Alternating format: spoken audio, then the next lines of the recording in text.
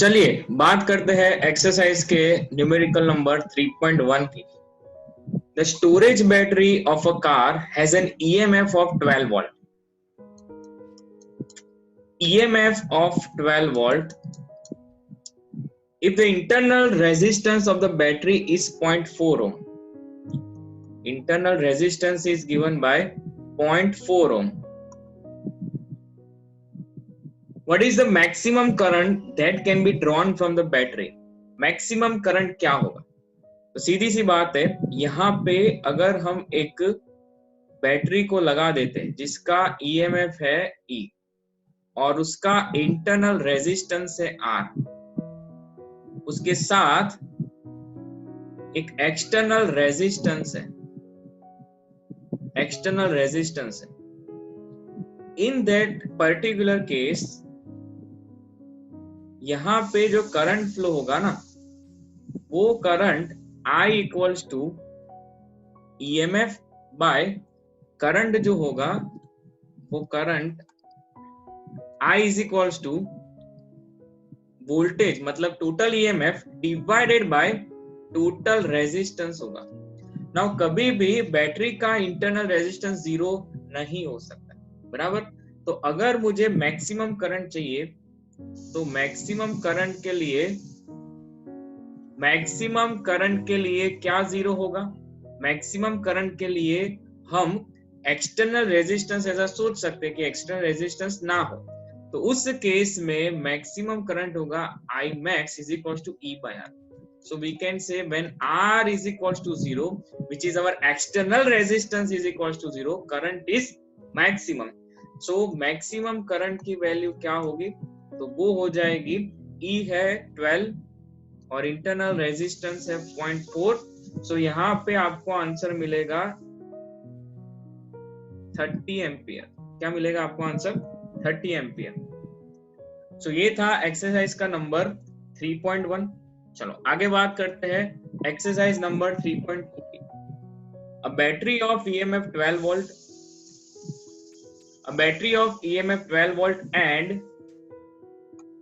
internal resistance 3 ohm is connected to a resistor. If the current in the circuit is 0.5 ampere, अगर I जो है वो 0.5 ampere है, what is the resistance of this resistor? R क्या होगा? चलो, और उसके बाद पूछा है what is the terminal voltage of the battery when the circuit is closed? Now current की बात करें जो हम आगे कर चुके हैं, I equals to E divided by R plus R होगा। Now करंट की वैल्यू है 0.5, EMF की वैल्यू है 12, ये होगा R plus 3। So point R plus ये होगा 1.5 equals to 10। तो यहाँ पे आपको जो एक्सटर्नल रेजिस्टेंस की वैल्यू मिलेगी वो कुछ इस तरह से होगी। 0.5 R इज इक्वल्स टू क्या लिख सकते हैं? 10 माइनस 1.5 करोगे तो ये हो जाएगा 8.5 और R is equals to 8.5 divided by 0.5, तो वो होगा R इज इक्वल्स टू ये हो जाएगा 17 ओम।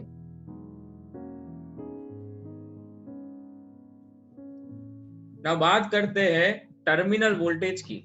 now what is terminal voltage? Terminal voltage V is equals to क्या होगा? E minus IR. now EMF of this cell is 10 minus I की value है 0.5 और R की वैल्यू है 3, so 10 minus 1.5, तो ये हो जाएगा 8.5 वोल्ट। तो this is our answer of example number 3.2। अब बात करेंगे एक्सरसाइज के न्यूमेरिकल नंबर 3.3 की। चलो तो पढ़ते हैं question. 3 resistance of 1 ohm, 2 ohm and 3 ohm are combined in series combination। 3 resistor जो है 1 ohm है, 2 ohm and 3 ohm are combined in series combination. Now what is the total resistance of this combination? सीधी सी बात है, in series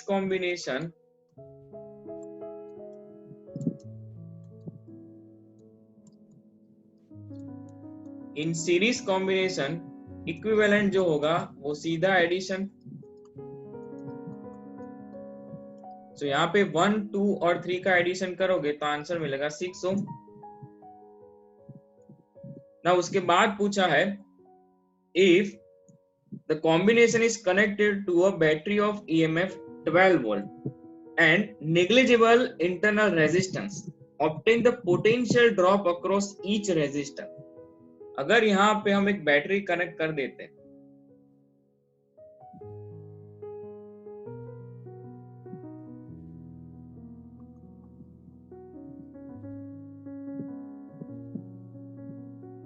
और ऐसा बोला गया है निग्लिजिबल इंटरनल रेजिस्टेंस, मतलब मान लो कि इसका इंटरनल रेजिस्टेंस नहीं है, तो करंट की वैल्यू क्या होगी? निग्लिजिबल इंटरनल रेजिस्टेंस मतलब अप्रोक्सीमेट हम 0 ले सकते हैं, उसे इग्नोर कर सकते हैं। और पोटेंशियल ड्रॉप जो है, पोटेंशियल ड्रॉप पूछा है अक्रॉस ईच रेजिस्टर। ओके, तो यहाँ पे आपको करंट फाइंड करना पड़ेगा, पोटेंशियल ड्रॉप के लिए करंट फाइंड करना पड़ेगा। सो यहाँ पे मैं बोल रहा हूँ कि भी I जो होगा वो एक्चुअली में होता है E डिवाइडेड बाय ये R इक्विवेलेंट प्लस R होगा। But for negligible internal resistance we can say R जो है वो 0 हो सकता है। So I is equals to EMF होगा 12, नीचे R इक्विवेलेंट होगा, देखो क्या होगा 6, तो करंट मिलेगा 2 एम्पियर। नाउ पोटेंशियल ड्रॉप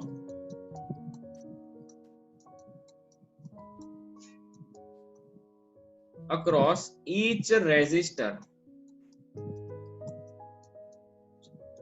तो पहला वाला रेजिस्टर है उसका रेजिस्टेंस है 1 ओम, तो मतलब V1 इक्वल्स टू हो जाएगा I इंटू R1, ये हो जाएगा 2 वोल्ट, है ना, 1 ओम इंटू 2 एम्पियर 2 वोल्ट।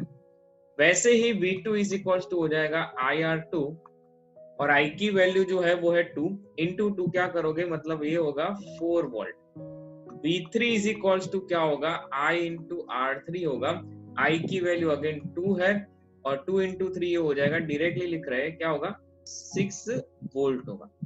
तो ये हुआ एक्सरसाइज का नंबर 3.3। चलो अभी बात करेंगे एक्सरसाइज के नंबर 3.4 की।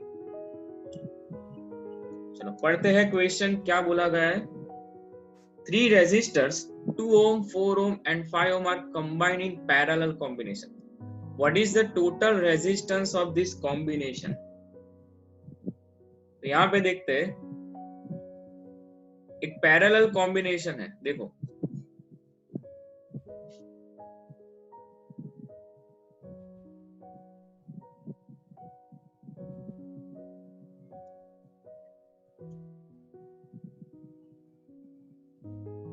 मतलब इस तरह से हम बैटरी भी कनेक्ट करेंगे, बराबर। तो ये होगा 2 ओम,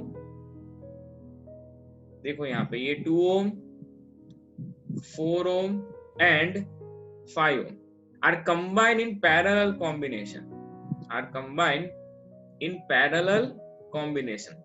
What is the total resistance? सीधी सी बात है, total resistance जो होगा वो हो जाएगा 1 by R of parallel. In parallel we can say 1 by R1 plus 1 by R2 plus 1 by R of 3. So यहाँ पे होगा 1 by 2 plus 1 by 4 plus 1 by 5. तो ये वैल्यू मतलब आप लिखोगे एलसीएम लेके तो ये होगा 19 by 20 Om. So R of parallel is equals to होगा 20 by 19 ओम। नाउ बी में बोलो क्या कहा है, देखते हैं। If the combination is connected to a battery of EMF 20 volt, अगर EMF 20 वोल्ट है and negligible internal resistance, determine the current through each resistor and the total current drawn from the battery.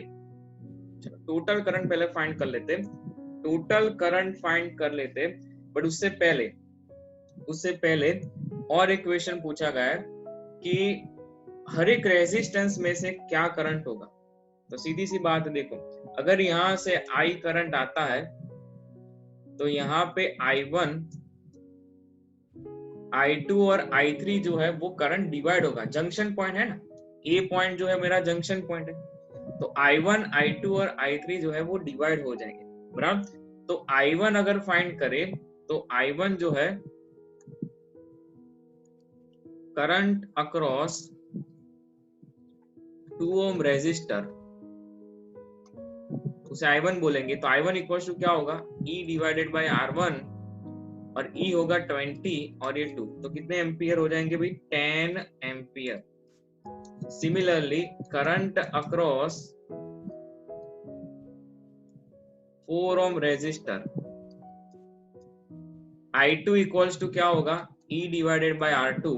Now E की value again 20, R2 की value 4 ओम और ये होगा 5 ampere. Now current across 5 ohm resistor, I3 equals to E by R3, ये होगा 20 by 5, ये होगा 4 ampere.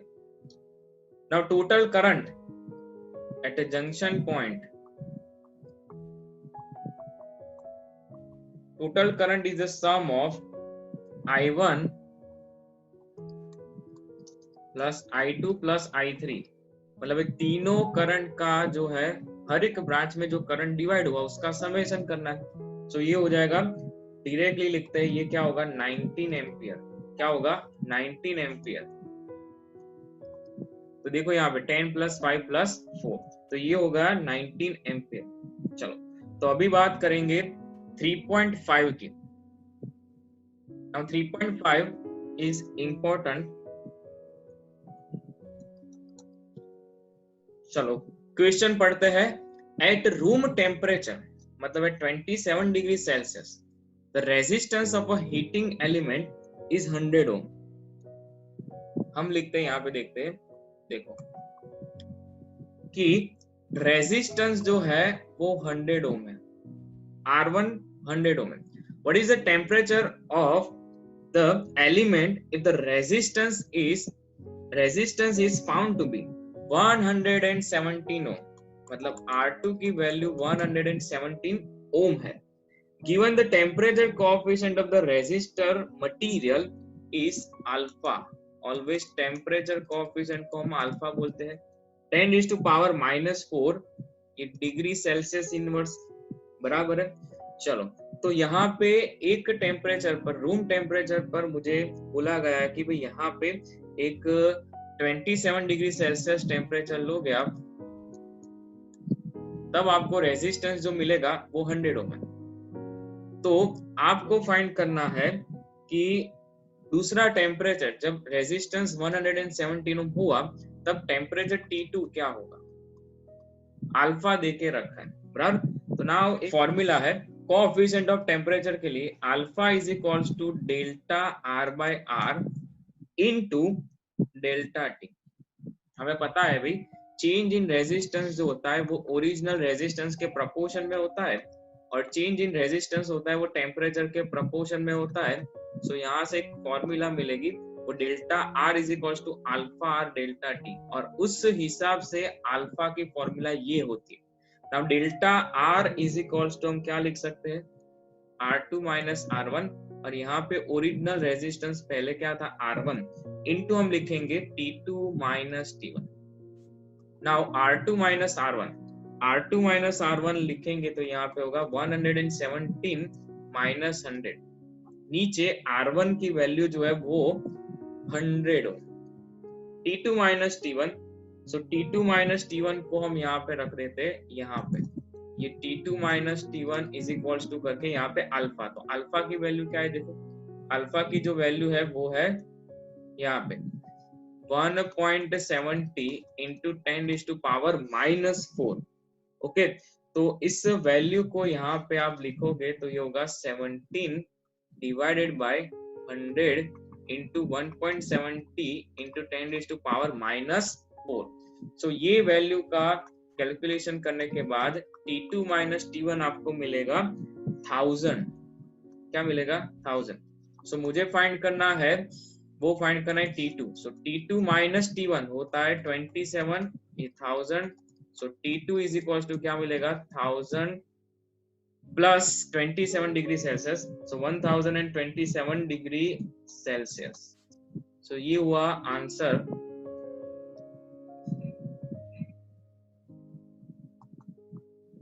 सो ये बात हुई एग्जाम्पल नंबर 3.5 की।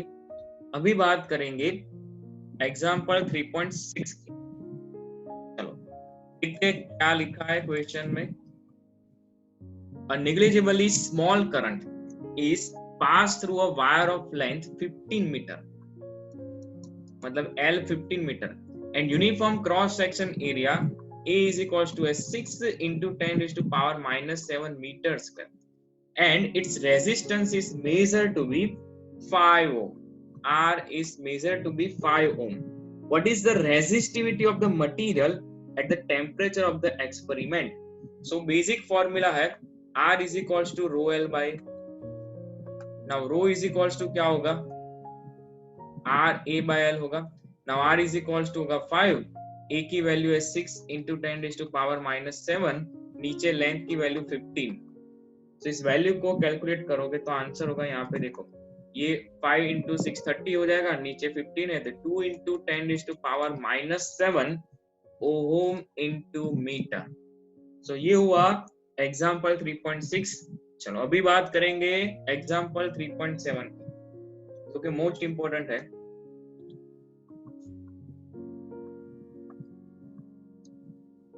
नाउ 3.7 में क्या बोला गया है देखते हैं। देखो,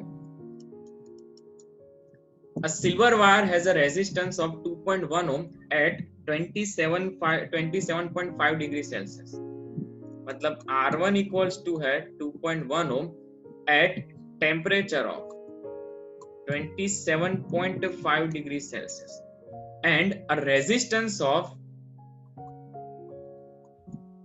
2.7 ohm at temperature of 100 degree Celsius. Determine the temperature coefficient of resistivity of silver. So again वही फॉर्मूला अपना, अल्फा इज इक्वल्स टू हम क्या लिख सकते हैं delta R by that original resistance into delta T. Now ये होगा R2 minus R1, नीचे होगा R1 और ये T2 माइनस T1 बराबर है। नाउ वैल्यू सब्स्टिट्यूट करोगे तो ये R2 माइनस R1 मिलेगा 2.7 माइनस 2.1 और नीचे ओरिजिनल वैल्यू मतलब 2.1 into T2 minus T1 100 minus 27.5। सो यहाँ पे 2.7 माइनस 2.1 करोगे तो वो होगा 0.6, ये 2.1 इंटू 100 माइनस 27.5 ये होगा 72.5। और फाइनल कैलकुलेशन करके आपको आंसर मिलेगा 0.00394 degree Celsius inverse, because alpha का जो यूनिट होता है वो डिग्री सेल्सियस इनवर्स है। तो ये था एग्जाम्पल 3.7। अभी बात करेंगे एग्जाम्पल 3.8 की। चलो तो क्या लिखा है पढ़ते हैं यहाँ पे, ये भी इंपॉर्टेंट है। A heating element using nichrome connected to a 230 watt supply draws an initial current of 3.2 ampere which settles after a few seconds to a steady value of 2.8 ampere। तो यहाँ पे सॉल्यूशन में लिखते हैं कि वोल्टेज जो है सप्लाई वोल्टेज वो है 230 वोल्ट और यहाँ पे जो इनिशियल करंट है वो इनिशियल करंट है 3.2 एम्पियर और ये करंट जो है थोड़ी सेकंड्स के बाद सेटल हो जाता है, मतलब वो करंट की जो वैल्यू होती है वो हो जाती है 2.8 एम्पियर। तो अल्फा की वैल्यू आपको देके रखी। नाउ क्वेश्चन ये पूछा है if the room temperature is 27 degree Celsius है बराबर, तो what is the steady temperature of the heating element if the room temperature is 27 degree Celsius. तो यहाँ पे T2 आपको फाइंड करना है। T1 की वैल्यू जो है वो 27 डिग्री सेल्सियस है, T2 की वैल्यू क्या होगी। वो आपको फाइंड करना है। और टेम्परेचर कोएफिशिएंट जो है वो यहाँ पे दिया गया है कि 1.70 इंटू 10⁻⁻4 डिग्री सेल्सियस इनवर्स। चलो, तो पहले ही तो बात कि जो रूम टेम्परेचर पर रेजिस्टेंस है वो हमें नहीं दिया गया, बराबर। तो पहले वो फाइंड करना पड़ेगा कि रेजिस्टेंस एट रूम टेम्परेचर वो R1 इक्वल्स टू होगा V डिवाइडेड बाय I1 और वोल्टेज होंगे 230, करंट की वैल्यू होगी 3.2। तो यहाँ पे होगा जो आंसर 71.875 ओम। सिमिलरली अगर स्टेडी टेम्परेचर अचीव कर लेता है तो उसके बाद जो हीटिंग एलिमेंट की बात की गई है तो उसमें जो रेजिस्टेंस बनेगा, रेजिस्टेंस एट स्टेडी टेम्परेचर, तो R2 equals to V divided by I2। Now V की जो वैल्यू है वो है 230। नाउ करंट क्या बन जाता है, देखो स्टेडी वैल्यू क्या बन गई है 2.8, तो 2.8 से डिवाइड कर दोगे तो ये हो जाएगा 82.143 ओम। नाउ R1 R2 की वैल्यू है, R1 R2 की वैल्यू है, T1 की वैल्यू है, बट T2 की वैल्यू हमें फाइंड करनी है। अल्फा हमें पता है, तो बेसिक फॉर्मूला कोएफिशिएंट जो है वो अल्फा इज इक्वल्स टू क्या लिख सकते हैं, तो alpha is equals to delta R by original resistance into delta T। Now ये होगा, देखो ये T2 minus T1, delta T मतलब T2 minus T1 is equals to होगा ये R2 माइनस R1 और नीचे होगा R1 इंटू अल्फा। ओके, तो R2 माइनस R1 करेंगे, R2 माइनस R1 करेंगे मतलब 82.143 माइनस 71.875 नीचे R1 इंटू अल्फा। तो R1 की जो वैल्यू है देखो क्या है 71.875 इंटू अल्फा 1.70 इंटू 10⁻⁻⁴। चलो, तो ऊपर जो वैल्यू बचेगी वो होगी 10 ये देखो 10⁻⁴ जो है वो -4 ऊपर चला जाएगा तो होगा +4 और यहाँ पे हम लिखेंगे 10.268 बाय दैट सब्ट्रैक्शन और ये बचेगा 10⁻⁴। नीचे जो वैल्यू होगी वो होगी 71.875 into 1.7। So by that calculation ये आंसर मिलेगा आपको 840.35 डिग्री सेल्सियस। अब ये तो आंसर हुआ T2 माइनस T1 का। हमें जो आंसर चाहिए ना वो आंसर चाहिए हमें T2 का।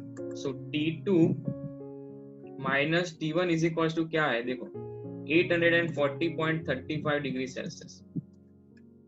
तो T2 इज इक्वल टू क्या होगा 840.35 प्लस T1। तो यहाँ पे 840.35 प्लस T1 की जो वैल्यू है वो है 27, मतलब ये डिग्री सेल्सियस में। तो ये फाइनल आंसर जो होगा वो फाइनल आंसर होगा 867.35 डिग्री सेल्सियस।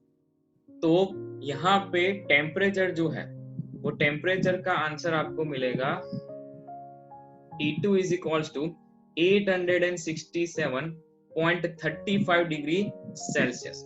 तो ये था एग्जाम्पल 3.8 न्यूमेरिकल नंबर 3.8 एक्सरसाइज का।